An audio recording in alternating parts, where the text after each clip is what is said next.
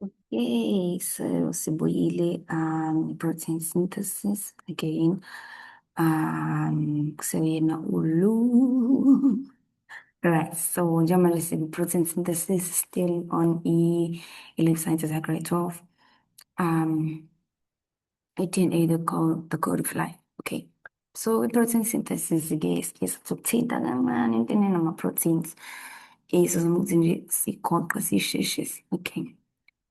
Uyazi ukuthi ama-amino acids Nkosi yami, ama-monomers ama-protein. Uyazi ukuthi umonoma usho ukuthini? Ey'teni la,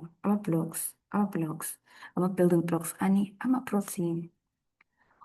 Umuntu uzokhumbula ukuthi hayibo, kade sikhuluma nge-DNA, siyazi ayikhulumi indaba enama-protein. Yabona nama amino acid kodwa sisazobona. Ama-base triplets. Yakhumbula la ma-pairs lawayana bekade enzeka laphaya kwe-DNA, ne? So ama-three nitrogenous bases, one after the other on i-DNA, okay? Usabakhumbula babethi three nitrogenous bases, uyawazi la three? Khona lo three nje ebengikusho ngithi ngize ngaze ngathi ama-trinucleotide triplets, ne? Ngize ngaze ngasho njalo, trinucleotide triplets, right? U-CAG, ne? Umntwana uyakhumbula ukuthi ubani kombelo wesi-4 and why singeke sigxile kakhulu kuyena kule nto le esizoyenza manje. Okay, so after i-DNA kunama-processes awu-2 enzekayo. Enzakalelani ama-processes? Enzeka ngoba sizofoma ini njengamanje ama-proteins. Phumele-ke manje nekwenzeni ini u-DNA, sisongene ekwenzeni ini ama-proteins sharp. Unento ebizwa ngani ngo-transcription, isiteji sokuqala sokwenzeka sani sama-proteins, ne? Ila form yakhona u-mRNA from ini u-DNA. Ngithe kona u-mRNA bani? Uphethe code. Uphethe code yani yama-protein, ne? Ukuthi ni umzimba uyawadinga ama-protein, ama-cells awaproduce, akwenzeki ribosome, hayi bo. Okay, translation, isiteji sani sesibili sa-protein synthesis. Yamkhumbula ukuthi tRNA, ngitheni yena wenze njani? Uphethe lama-blocks, sofoba, siyakha, siyahlanganisa, sakhe iy'ndonga, siyakha, sithabatha. Okay, uphethe ama-amino acid, ne? Yena ukuthi sakhe lama-protein. Bese kuba nalento ebizwa ngani ngama-codons. Ama-codons-ke uke wangizwa ngithi trinucleotide, triplets, bases, yonke leyo nto leyo shapo. Kule case le ama-nitrogenous bases asuyi-3, so awuhlangene no-CAG, ne? Awu-3, whether ufuna ukuthi AG, C noma GAC noma ngathi uyibiza ngayiphi indlela, it doesn't matter, ne? Usazobona ukuthi kanjani. Alright, lana kuthiwa 3 nitrogenous bases, one after the other on messenger RNA. These are complementary to ama-triplets on ubani u-DNA.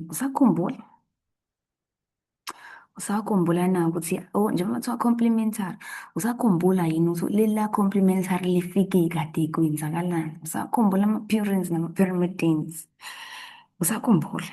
Sharp. Kade sakhe i-trend ukuthi kwenzekeni kuze kwakheke lesi sinye i-strand sesibili, complementary ini. Okay, so ama-anticodons, 3 nitrogenous bases, one after the other on tRNA. These are also nabo complementary to the codons of or mRNA. So ulokhuzane uTRNA unani unama-anticodons, then u-mRNA unani unama-codons ibambe lapho. tRNA, anti-codons. mRNA, codons. Masithi anti, okusho ukuthini?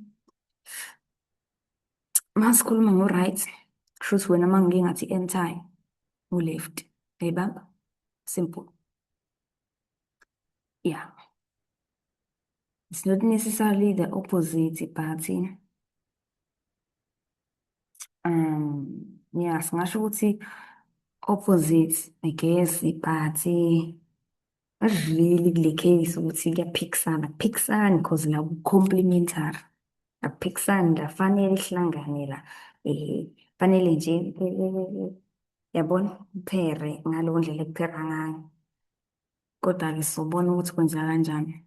Ngoba lokhu is not exactly njengoku-DNA. So sizazobona ukuthi kwenzeka kanjani. Okay. So the process in which proteins are made is called the protein synthesis. Or synthesis means to make, to produce. Okay. By linking various amino acids that are present in the cytoplasm of the cell. Afika no-tRNA. Makuthiwa various usho ukuthi maningi ahlukahlukene. Okay, ahlukahlukene uyazi-ke i-shade leli bengingakhuluma ngalo. There are 20 different amino acids and they combine in a large variety of combination. The number of amino acids and the sequence of amino acids determine the type of protein that would be formed. Okay, yabona bethi ngu-20. Okusho ukuthi u-CAG umele something. And the CAG ngikwazi because ngike ngawenza. Mangikhumbula kahle i-protein oyikhiphayo ibizwa nge-glutamine, ibizwa nge-glutamine, yes. Kanjalo namanye ukuhlukana kwawo. Yeah. Ngikhumbula i-glutamine. Okay, cool.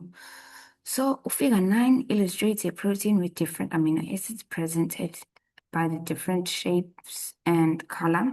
The bond between the amino acid is known as a peptide bond. A bond phakathi kwama-amino acid is a peptide bond. So you might find this multiple choice question. Nakhona kungabe question one. It's the same njengale yama-hydrogen bond. They might ask you, what is the bond between amino acid is. They might ask you what is the bond between nucleotides. So you must know what it is with hydrogen bond, a peptide bond, ne? Right. Okay, so the amino acid amino acid. Remember, different, various. Maningi ahlukahlukene, well, 20 ahlukahlukene nanka abambene la, yabo. Yeah, abambene abanjwe yini i-peptide bond. So aforma i-chain elide ngale peptide bond. So ama-genes found in DNA aphethe ini i-code. Aphethe leya code leya izodeterminisha ukuthi sikhipha hlobo luni le-protein. So angeke vele kube vele u-CAG na u-AG bani yabona kube u-JC kanjalo kanti nje vele yabo ilo mRNA uzofika usitshela ukuthi line up kanje akubani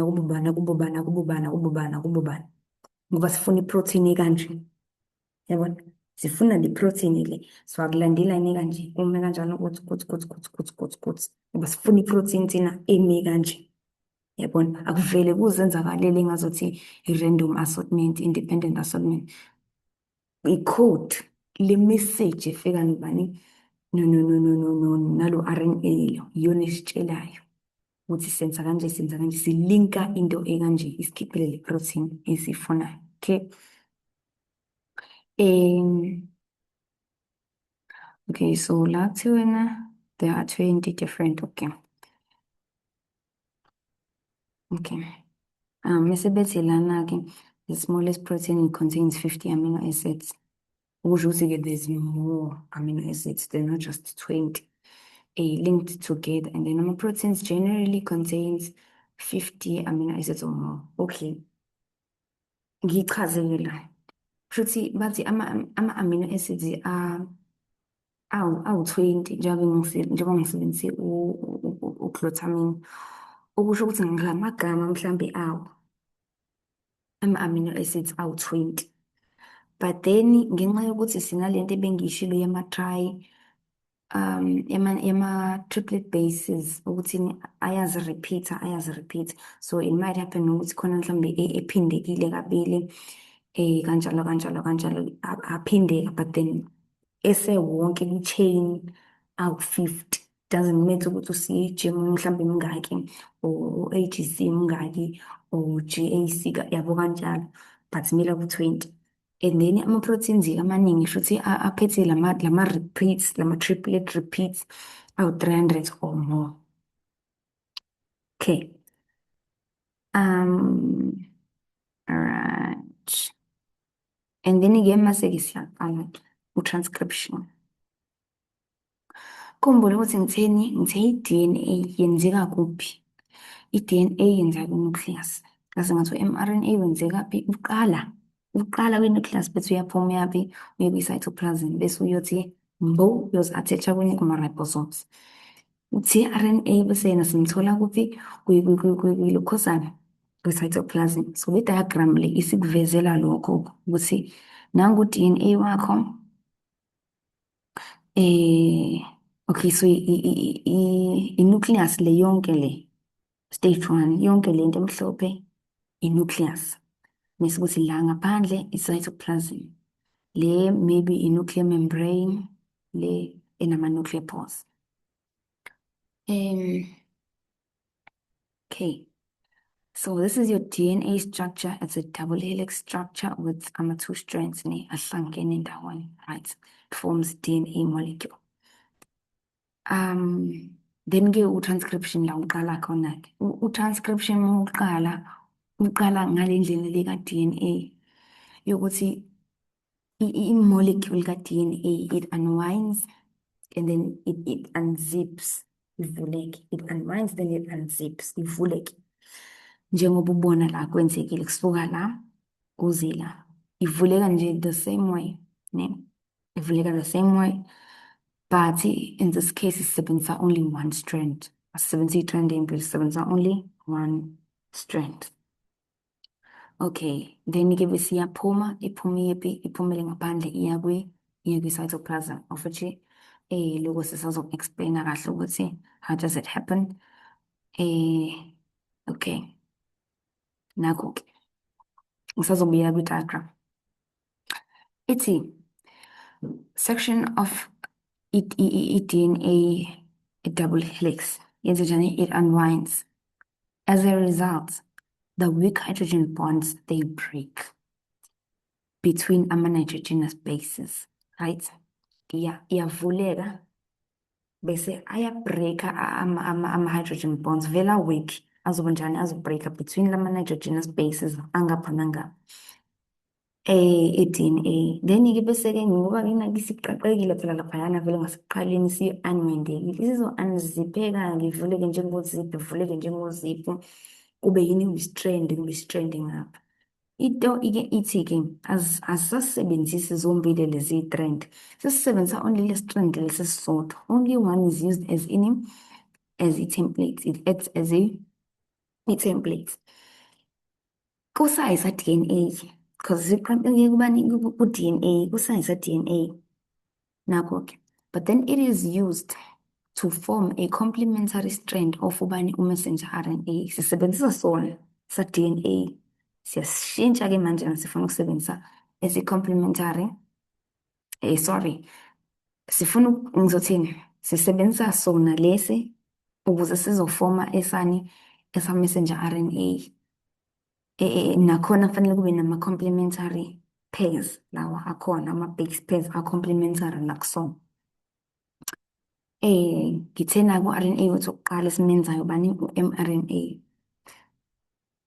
Khumbula ngithe u-DNA une-code, angithi ngesikhathi isisuka nje sisiya ku-RNA immediately lesi strand sika-DNA ngesikhathi sifomu ama-RNA si-transfera le code lesi ifaka kubani ku-mRNA. Okay, so we're using again sisebenzisa ama-nucleotides that are free kwi-nucleoplasm, but in this case akusewona wa-DNA sekuwabani sekawa-RNA. They are free. It is important ukumention ukuthi ni are free. Ngisebenzisa ama-free RNA nucleotides from any lawa kwi-nucleoplasm. Ungakhohlwa le process iqala kwi-nucleus yenzeka kwi-nucleus ngaphakathi. So sisebenzisa the free RNA nucleotides kwi-nucleoplasm. After sekwenzekile konke lokho, yabona, ngithe i-nucleus yonke lemhlophe, but then there's a jelly-like thingy or watery fluid ela. It is called the nucleoplasm. So ama-RNA nucleotides are free la or kuma-walls la yabo around, so sisebenzisa wona. Okay, it's almost the same njengoba kade senza naku-DNA ukuthi siwathola freely kwi-nucleoplasm, but la sisebenzisa our-RNA. Okay, RNA now contains the code for the protein which will be formed. Okay, nangu ubani mRNA wethu uqashuke from laphaya. This is a transcription. Ukuze makukhulunywa nge-script ukuthi i-script into ibhalwe ngale ndlela le, ukuthi nje hlala kwi-script uyawazi amagama ozowakhuluma, but la siyashintsha i-script, sishintsha i-script sikabani sika-DNA.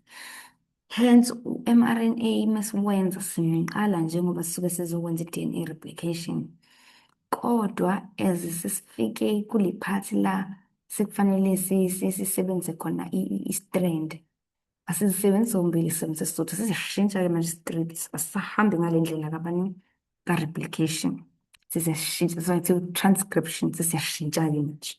Okay, now ku-mRNA kusenale code le message u-RNA wethu usewubani, usewu-mRNA ngoba usathonyiwe manje kuthiwa ibaba hambisana kumlayezo. Ngisebenzise istrand sika-DNA, ngifuna ukufoma bani, ngifuna ukufoma istrand sika-mRNA esizongiphathela le message, yangibamba. Ngisebenzisa ama-free RNA nucleotides kwi-nucleoplasm ukuze ngizofaka lana, ngifuna ukufaka inhloso, ukufaka le code, angisho? Yeah, okay. Bese lana 3 adjacent nitrogenous bases on the mRNA are known as ama-codons, right? Okusho ukuthi hamba nga-3 ama-codons, bengishilo ukuthi kwama-triplets hamba nga-3 abizwa ngama-codons. Awakathi i-RNA abizwa ngama-anticodons. Okay, so these code for a particular amino acid, hence ngikhulume ngobani ngu-CAG ngathi i-glutamine. Masukuthi mRNA then moves out of a nucleus through the nucleopause into the cytoplasm where it attaches kuma-ribosomes. I'm sorry. So kwenzeka kanjalo-ke. Nasi i-strand sethu ne kuhamba nga-3 na 1 2 3 4 ngibale kahle. Okay, but usually ama-triplets it's like 1 2 3 1 2 3 1 2 kanjalo. Iphethe the coded message, ne? Then it moves, yabona nakho. Then it moves la through ama-nuclear pores. This is the nucleus yonke leya, a nuclear membrane that has ama-pores. Then iphume la, ne? It still has the coded message. Then ingena kwi-cytoplasm yes-cell bese iyozi-attach kuma-ribosomes. la kwenzeka khona ini i-synthesis, ngitheni kwi-factory i-synthesis. Okay. Transpose to cytoplasm for the next phase of any protein synthesis translation esizokwenzeka kwini kwi-ribosome. Okay, bese senze njani-ke sangena kwi-stage sesibili esibizwa ngobani mu-translation. Mu-translator isikhathi esiningi-ke usuke utolika-ke angithi phela thina siyazi imessage elokhose imessage ethunyelwe u-DNA, ile message iphethe u-RNA, u-mRNA, yena okwakhe ukuhambisa imessage nama-codons awayise kwi-ribosome. Mefika ku-ribosome uzofika afica u-tRNA. U-tRNA ophethe ini ama-anticodons azomesha nalama-codons ka-mRNA ebese ayasitranslate-ela ukuthi kahle kahle yiphi le protein, yabona ithini kahle kahle le message, hlobo luni leprotein enilifunayo, uyangibamba? Okay, so imi kanjena-ke lento le ngesikhathi like yenzeka kwi-cell yethu. This is how it is. This is how it is. Yabona la, there's 1, 2, 3. Okay. Yo, 5:45 isikhathi ekuseni. 5:45. Okay. So this is the cytoplasm. This is mRNA wakho. Uyamkhumbula? Usekube nendawo mRNA kwi-cytoplasm. Kuyini? Kwi-ribosome. Nayi i-ribosome. Lokho ongazuthi kumhloshana uyabo lokho? Lokho kula ongazuthi kumhloshana. Nakho. Yini lena? I-ribosome. Okay. Mese umntwana ayazibuza, hawu yini le ehlazanyana? Ubani? U-tRNA ufike nani nama-anticodons akhe. Nango-ke. Nakho. This part right here. All right. U-tRNA ngithe mefika ufika nama-anticodons, ufika nani nama-amino acid. Nakho-ke. Okay. Ufika nama-amino acids, ufika nama-anticodons, azofika azomesha nobani nama-codons aka-mRNA. Nakya. It's like a puzzle lapha. Uthi lo ungena la, lo ungena la, lo ungena la. Yangibona? And then as kuloke kwenzeka leyo yinto, there's this chain eloyenzeka lo kuyahlangana. Yabona? Abo-3 bafike bahlala bameche baphere udlule. There's a peptide bond efomekayo lapha. Kuphinde kuhlala abanye bameshe babambeke nge-peptide bond. Kuloke kube i-chain eliphumayo ugcine seliphuma selenzeka kanje. Do you understand? Uyizwa lento? Kufika into ekanje lehlazanyana engazuthi isiphambano. Ifika iphethe ini i-amino acid nani nama-anticodons. Ama-anticodons azomeshana nalama-codons lawa kabani ka-mRNA. Azofika ahlale la athi awu le 3 le napa esimesha nabo napa sifike sihlale la. Ekuhlaleni kwethu siphethe ini la phezulu ama-amino acids. Ama-amino acids ngithi ayahlanganiswa yini? I-peptide bond. Kuleyo peptide bond leyo-ke siba ne-link, kuba ne-chain elide. Lelo chain elide eventually lisikhiphela ini? I-protein. I-protein lakhiwa ama-amino acids amaningi axhumene. Ama-amino acids amaningi axhumene asakhela i-protein. Okay, nako-ke. Bafike benze njani? Yahlala, usesukile lo. Yambolo, awakasenawo ama-anticodons. Akasenayo futhi nanini amino acid lapha phezulu. Ufike naye, wafika wamesha nalaba bamesha nabo bawu-3. Wase wadedela i-amino acid yahlangana nge-peptide bond nakya. Yabona? Nako. You see, yonke le chain, it's a protein that is forming. It's a protein that is being formed by ama-amino acids ajoined together by a peptide bond. Okay? It's like mhlawumbe muzoya eklinikhi noma ngabe ikuphi la ubambe khona i-queue noma i-home affairs. Uzofika uhlalele esitulini. Asuke ulandelayo umuve uhlale ngapha. Kube khona uzohlala nabo uhleli khona. Kanjalo lisukume niluke nihlele ey'tulini. That's what happens. But in this case-ke bahamba nga-3. Bafike bahlale kwi-3. bamove, mese bayamove. Okay, as belike benze njalo, belike benze njalo, kunale link elike yenzeka, likuxhumane, kwakheke ini iprotein yakho. Just ukuyiveza-ke le nto le nayo. U-transfer RNA in the cytoplasm has three adjacent nitrogenous bases known as ama-anticodons. U-mRNA, ama-codons akhe azoba complementary kubani ku-tRNA, azohambisana. Nekade sino-C ngalezi no-G ngala, yangibamba? Uma kade sino-A ngala, sino-U ngala, ungakhohlwa, khumbula ukuthi kwi-RNA u-adenine uphera nobani no-uracil, akasapheri no-thymine.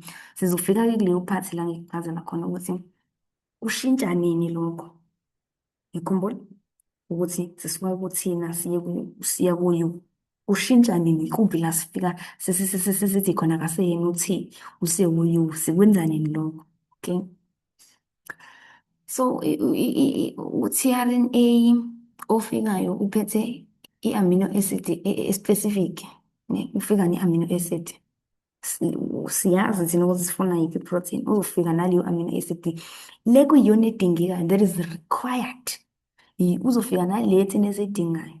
Ngikutshelela ngisho ukuthi u-tRNA uyena ozositranslate-ela yonke lento efunwa lethwe u-DNA, ebikhodwe u-DNA yalethwa u-mRNA. Uzositranslate-ela-ke yona lo, yabona? Sitshelwe into nge-Afrikaans, ayihambise umuntu, uhambisa le message le, nangumuntu ozofika sitolikela, sitshele ukuthi na, yabona? Okay.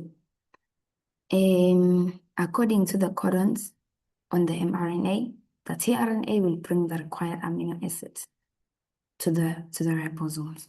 Yangibamba? Ne? So uTRNA uzobuka u-mRNA ukuthi nangiya ume kanje, ayisho nami angithathe luku kanje. Uzokwenza sure ukuthi kufike kuqondane nalokuya. Ngizoletha ama-amino acid kuyiwona adingekayo. Angeke ngithi ngiyibone isikwensi kaka-amino ka-mRNA ime ngale ndlela le, ime ngale ndlela, bese mina ngiletha ekuthanda kwami. No, ngizoletha specific ezofika ingene straight laphaya. Yabona, ezofika ingene straight. The only time ngikushilo lokho, the only time kuba nengxabano, kuba yabona, nokungaqondani kwezinto, it's when kune-mutation ebekhona. Kugcine sekukhishwa iprotein enjani esingayi-understand, kugcine sekuphuma iprotein engeyinhle. Zonke lezo zinto ezilethwa kuma-genetic disorders. Sisazofika kodwa for nalapho-ke kuma-genetic disorders. Okay, sebeyakutshela-ke ukuthi ngama-amino acid nje aloke ehlangane nge-peptide bond esinikeza lento thina ngesiyifuna. Umzimba bese wenze njani? Uyagudiseka.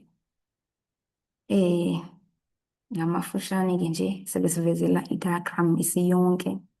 Sebesivezela ukuthi nayi-nucleus, nayi-cytoplasm, iseli yonke-ke le, like yonke le, naku-cell membrane, yabo, nakhuya. So I think abayifakanga i-cell wall because it's not specific whether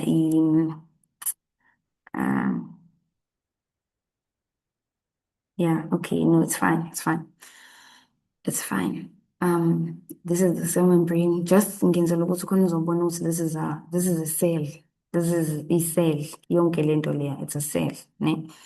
And then this is a nucleus. This is a cytoplasm. So usuyayibona-ke isihlangene, that is i-DNA replication yenzekile already. Then there is transcription, iqala la, ihambe njalo, ifike la ngaphandle, then la with these ones iqala i-translation, bese sithola ama-proteins ethu esiwadingayo sesinama-proteins ethu. Okay. So again, ngidownloadile le ncwadi. It's a grade 12 life sciences textbook, ne? Yeah. If we download le ncwadi, if you just click on i-link le, you will see ukuthi kune-video ezokukhombisa, thatha ikukhombisa ukuthi how is it formed, how is it formed. Yabona? Yeah. I'm not sure if uwopopayi or kanjani, but uzobona. So le isithi the effect of or mutation on ini ama-protein structure or i-DNA sequence. Khumbule ukuthi ngitshelele ukuthi u-tRNA uzoletha into ekuyiyona yona sitholile i-protein ekuyiyona yona esiyifunayo. The only time la kuzobheda khona izinto kuphuma into ezingayifuni kuze into ekungeyona is when kune-mutation. Ithe kune-mutation ushintsho nanoma ngabe uluphi ushintsho olukhona kwi-DNA sequence yethu, i-mutation leyo. Of which lezo zinto ezikanjalo-ke njengoba nje sifunda nge-profiling, DNA profiling, uyakwazi ukuzibona izinto ezikanjalo. Yayibona ukuthi iyalinka life sciences, yayibona ukuthi iyalinka. As siqhubeka namanye ama-topic usazobona kakhulu ukuthi oh hhayi, no ngiyabona kuyahlangana, uyabona kuyahlangana eyodwa kuhambe nje njalo njalo. Usazobona ukuthi i-life science ilinke-ke kangakanani, ne? Sure. So, yeah, so mutation is a change in the nitrogenous base sequence of any DNA molecule or a gene. Ushintsho, okay, ushintsho olukwi-sequence. Right, mase kuthiwa lana since i-mRNA is copied from i-DNA molecule during transcription, this will result in a change yama-codons. Oy. Ngenxa yokuthi-ke kube noshintsho oluphazamise, ngizothini, kube noshintsho kwi-DNA replication. Lento isisitshela ukuthi ama-codons ethu azoba otherwise. Sesikhoda manje, sesikhamba i-message engeyona, sikhamba i-message e-wrong. Le message thina sifuna ukutranslate-elwa yona ilimele, idemejekile, kuphambene. Yabo, kuphambene. As a result, different tRNA molecules carrying different amino acids will be required. Yabona? Kuyashintsha. The sequence of amino acids, it changes. Then this is the result in the formation of a different protein. If the same amino acid is coded for, there will no longer there will be no change in the protein structure. Yangibamba? So ushintsho oluqala kanjena ngokuphazamiseka nje kwi-DNA sequence. Then konke nokunye sekuzolandela lapho sekuzoshintsha. Sekuthiwa lana-ke, if the same amino acid is coded for, there will be no change in the protein structure. Excuse me. So I think mhlawumbe ngaya kabili-ke ngale point eligcineni ukuthi uma bekade sekuvele sekonakele vele bese kuphinde futhi kukhode for le amino acid le engekho right, then sekuzoluke kuphume lesi structure sisodwa esingasifuni, kuzoluke kuphume lesi structure sisodwa esingasifuni. Umuntu total, umzimba wonke, yonke indawo sekuyi-disorder, abnormality, yonke into. Ngale ndlela futhi if ku-DNA sequence nakho konke okulandelayo lokuproduceka ngenxa ye-DNA is a problem. Yijini yakho sekunenkinga. Okay? Ubone makunezinto ey'thize ey'khona, if kade kune-cancer. I-cancer is a form of mutation. It is a mutation. And then kunale mpahla ka-heredity engikhulume ngayo, nama-genes, nama-alleles, kube khona that is passed on from i-parent to i-offspring. Sekuzohlezi kuzoba khona emndenini osezoba ne-cancer ngenxa yaleyo into leyo. Yabona? If it happens ukuthi i-mutation leyo or leyo disorder leyo-ke mhlawumbe i-recessive-ke, and then it happens ukuthi khona aba-dominant kakhulu, of which nalapho sisazofika, then-ke mhlawumbe ingacimeka-ke ngaleyo ndlela ezocimeka ngayo or ihlale i-recessive. But mhlazane kwahlangana u-recessive no-recessive ziyakhala. If into i-dominant, lokusho ukuthi it only requires one mutated allele, then gone wena. Of which there are many diseases akanjalo. Just last week I was doing a presentation on the Huntington's disease. Ukuthi nayo, it is a dominant genetic disorder. It is an autosomal disorder. Nayo only requires one, and it dominant.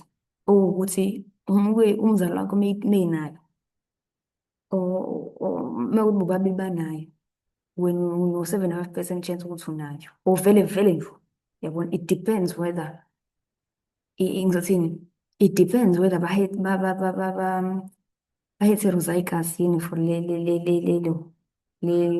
disease or not. So nalapho it will depend kulokho ukuthi bame kanjani, is it homo or is it hetero, yabo. But nje i-generation ne-generation, sure 100% ukhona usuke ezoba nayo into ekanjalo.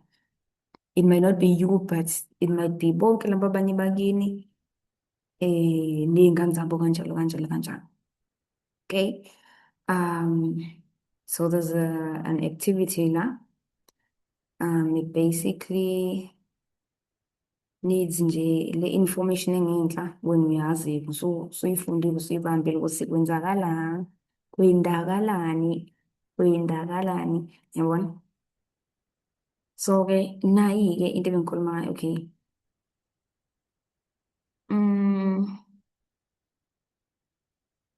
Wait a minute. G, that is glutamic acid. Okay. That is glutamic acid. Yeah. Of which you see G is not here, but it's fine. Doesn't matter.